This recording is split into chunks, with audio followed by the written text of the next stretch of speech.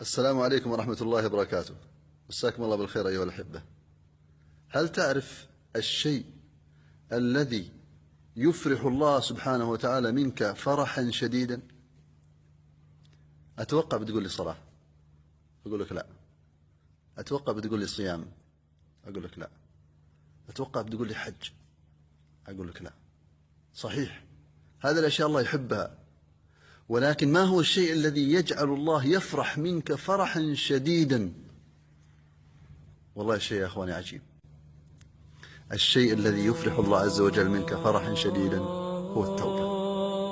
يقول النبي صلى الله عليه وسلم: لله أشد فرحا بتوبة أحدكم من رجل كان على أرض فلات، يعني ماشي في بر، وكانت معه راحلة عليها زاده وطعامه، فضلت منه، ضاعت في الطريق، ما عاد عنده شيء، لا عنده أكل ولا عنده شرب، فجلس إلى شجرة واستلقى عليها ينتظر الموت، فغفى غفوة ثم أفاق فرأى الناقة عند رأسه. يا سلام، وجد أكله وناقته وماءه أمام رأسه بعد أن أيقن من الموت.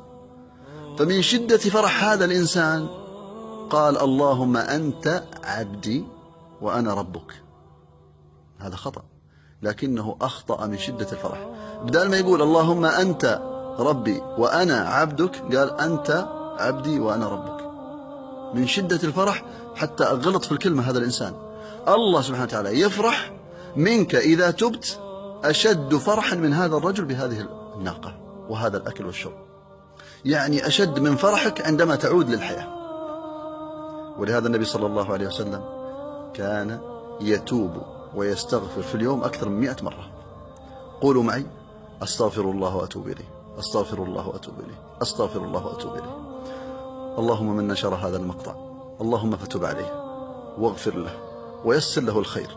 انشرها يا أخي، فلعل رجلا أن يتوب فيتوب الله عليه فتقبل توبتك وتوبته. فإن أرسلتها إلى 3 وتابت 3 فكأنما تبت 3 مرات.